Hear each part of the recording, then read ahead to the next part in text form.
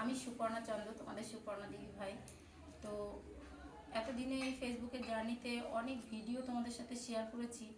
আজকের ভিডিওটা সম্পূর্ণ একটু অন্যরকম, কেননা আমার শ্বশুরবাড়িতে এসে আমি যেটা দেখেছি, একটা নিয়ম আমার শাশুড়ি মায়ের কাছ থেকে শিখেছি। এটা হচ্ছে আশ্বিন মাসের সংক্রান্তি, মানে যে দিনটা শেষ হয় আশ্বিন মাসের শেষের দিনে আমাদের একটা গারু সংক্রান্তি আছে। একটা ডালের রেসিপি যেটাকে বলে। তো এই ডালটা আমাদের আজকের দিনে রান্না করে, কালকে যেহেতু কার্তিক মাসের শুরু, তো কিছুটা তুলে রেখে দিয়ে পরের দিন আবার খেতে হয়।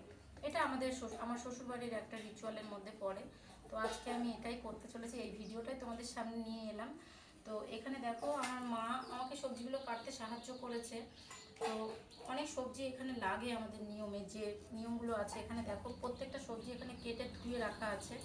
এখানে রয়েছে শাপলা, শাপলা কেটে ধুয়ে রাখা আছে। এটা আছে ডাঁটা, এটা আছে গাঁটি কচু, এটা আছে ভাড়ালি, অনেকে তোমরা থোর বলো। এটা আছে মিষ্টি কুমড়ো, এখানে আছে চাল কুমড়ো, এখানে আছে জলপাই, তেঁতুল, এখানে আছে চালতা, আর লাগবে মটর ডাল। মটর ডালটা আমি সিদ্ধ বসিয়েছি, তো সেটা তোমাদের সামনে এখন দেখাচ্ছি না, একটু হালকা নুন দিয়ে সিদ্ধ করতে বসিয়ে দিয়েছি। আর লাগে এর মধ্যে একটু শালুকটাও আছে এর মধ্যে, যেটা তোমাদের আলাদা করে দেখাতে পারছি না, যেহেতু খুব ছোট বিস্তারিত রান্নাটা তোমাদের সামনে আমি আজকে দেখাতে চাইছি বা তোমাদের সাথে শেয়ার করতে চাইছি। তো চলো দেখা যাক রান্নাটা কিভাবে করছি। হাঁড়ি বসিয়ে দিয়েছি, একটা বড় সাইজের হাঁড়ি। যদি বলে এত বড় সাইজের হাঁড়ি কেন, আসলে এই ডালটা যেহেতু সবাই করে না, সবার নিয়মে নেই, তাই অনেককেই দিতে হয়। তো আমি যেহেতু মটর ডালটা সিদ্ধ করে নিয়েছিলাম, সেটাকে একটা ডালের কাঁটা দিয়ে ঘেটে আমি এটার মধ্যে দিয়েছি, আর একটু নুন দিয়েছি। এটাতে কিন্তু হলুদ যাবে না। সব থেকে বড় কথা, এই ডালের বিশেষত্ব হচ্ছে এই ডালটার মধ্যে হলুদ যাবে না, নুন আর লঙ্কা আর একটু ফোড়ন দিতে হয় এখানে। ফোড়ন ছাড়া, আমি ভুল বললাম, এটা ফোড়ন ছাড়া, ফোড়ন হবে না।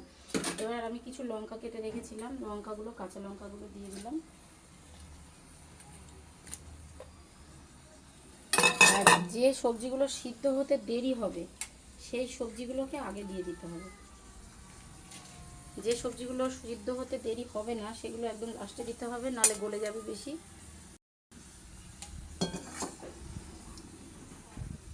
ভাড়ালি দিয়ে দিলাম, আর দিয়ে দিলাম আমি ডাঁটাগুলো। এগুলো সিদ্ধ হতে একটু টাইম লাগবে।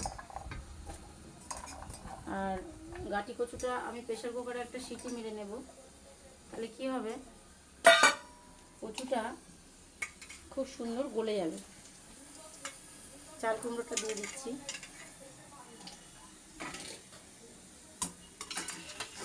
চালতাগুলো দিয়ে দিচ্ছি,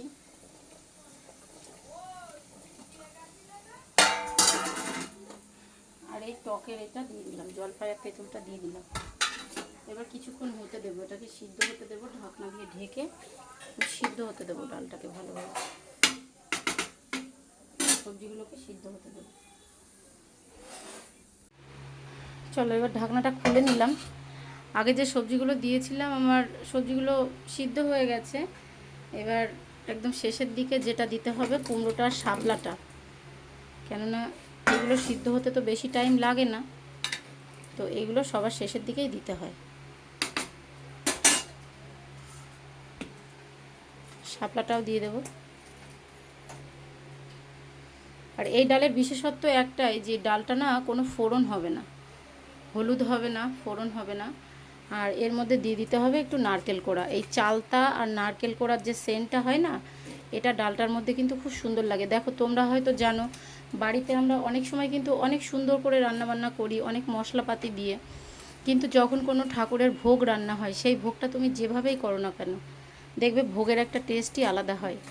তো এটাও আমি শুনেছি, যেটা আমার শ্বশুরবাড়িতে এসে এটা বলে অলক্ষীর জন্য, যেটা এই ডালটার যে নিয়মটা, তো সেটাও একটা ঠাকুরের উদ্দেশ্যেই করা হচ্ছে। তো এই ডালটাও যারা খেয়েছো তারা তো অবশ্যই জানবে।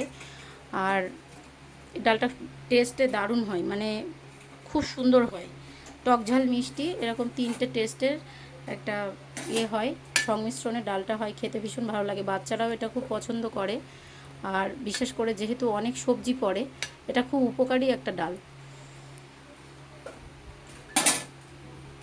তো এই যে ডালটা ফাইনালি হয়ে গেল, একদম নামানোর আগে লাস্টে একটু মিষ্টি দিয়ে দেবো, যেহেতু বলেছিলাম আগে ডালটা টক ঝাল মিষ্টি টেস্টেরই হয়। এই যে দেখো এখানে নামিয়ে নিয়েছি আমি একটা পাত্রে। আর এটা যেহেতু হলুদ পড়বে না বা কোনো ফোড়ন পড়বে না, এই জন্য কালারটা এরকম আসে। তো যেহেতু এটা রুলসের ব্যাপার, আর এখানে সব দেওয়া হবে, যাদের যাদের বাড়িতে দেওয়া হবে বেড়ে রেখেছি। তো এতক্ষণ ধরে আমার এই ভিডিওটা দেখার জন্য সবাইকে অনেক অনেক ধন্যবাদ। আর যদি তোমাদের কারো এরকম নিয়ম থেকে থাকে অবশ্যই আমাকে কমেন্টে জানিও। আজ তবে এইটুকুই, টাটা বাই বাই, দেখা হচ্ছে পরের ভিডিওতে। মা ঠাম্মির মুখে শুনেছে যে কালী পুজোর সময় 14 প্রদীপের যে রেওয়াজটা আছে, সেই 14 প্রদীপ বানাতে শুরু করে দিয়েছে আমার ছেলে। নিজে হাতে এই যে মাটি জল দিয়ে করে নিয়েছে পুরো, দিয়ে এখানে এই যে ও নিজের মতো করে বানাচ্ছে।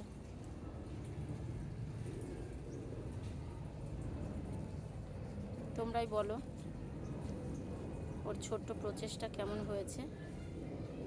টাটা।